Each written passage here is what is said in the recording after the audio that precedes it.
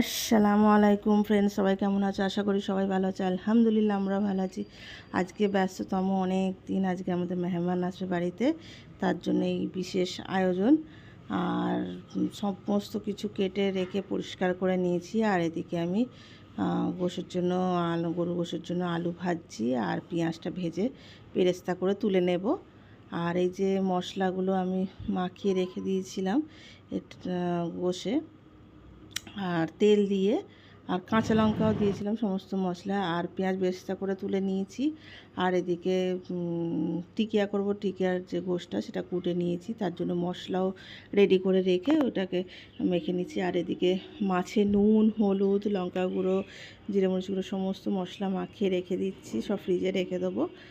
আর এইদিকে গরুর গোশটা 15-20 মিনিট মাখানো ছিল।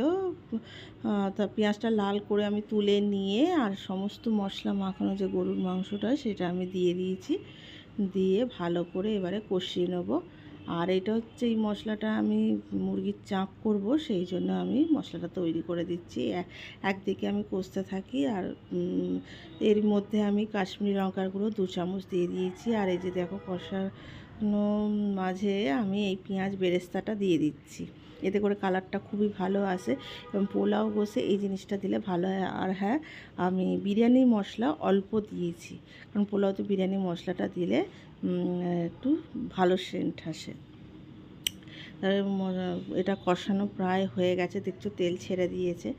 এরপরে আমি প্রেসারে দিয়ে দেবো। প্রেসারে এখন হোক একদিকে, আর একদিকে আমি অনেকটা পেঁয়াজ বেরেস্তা করতে বসে দিয়েছি, কারণ আমি পোলাও করব, পোলাওয়ের জন্য আর হচ্ছে চাপের জন্য, মুরগির যে চাপ হবে তার জন্যে। মুরগির চাপের জন্য মশলা আমি করে রেখে দিয়েছি, সমস্ত মশলা, মগজদানা, পোস্ত, কাজু বাদাম, অনেকটা কাজু বাদাম, আর হচ্ছে রিফাইন তেল, সমস্ত কিছু দিয়ে আমি প্রায় 1 ঘন্টা মতো রেখে দিয়েছিলাম। এতে তাড়াতাড়ি দেখাচ্ছে, আমি কিন্তু রেখে দিয়েছিলাম, না রাখলে তো হবে না, জিনিসটা টেস্ট আসবে না। আর আমি ওই হাঁড়িতে এবার অনেকটা মুরগি গোশ, সেই জন্যে আমি হাঁড়িতে তেল দিয়ে, রিফাইন তেল দিয়ে সমস্ত রকম শুকনো মশলা, যেমন হচ্ছে শুকনো লঙ্কা আর হচ্ছে কাঠ, এলাচ, লবঙ্গ, এগুলো দিয়ে আমি গরম করে এবং মশলা মাখানো মুরগিটা আমি দিয়ে দিয়েছিলাম, দিয়ে একটুখানি নাড়াচাড়া করে, ওই যে পেঁয়াজ বেরেস্তাটা করে রেখে দিয়েছিলাম, পেঁয়াজ বেরেস্তা দিয়ে একটুখানি দিয়ে আমি ঘি দিয়ে বসিয়ে রেখেছিলাম, তার জন্য কালারটা খুব ভালো আসবে, আস্তে আছে করতে হয়। আর এদিকে আমার সমস্ত রান্না রেডি হয়েছে। পোলাওতে দিয়ে দিয়েছি পেঁয়াজ বেরেস্তা।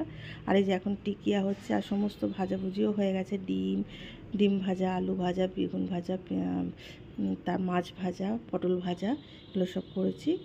আর এর মধ্যে আমার 12টার মধ্যে হয়ে গেছে। আর এর মধ্যে কুটুমরা এসে পড়েছে, আর এরা দুজনকে খেতে দিয়েছি, তারপরে আমাদের হবে।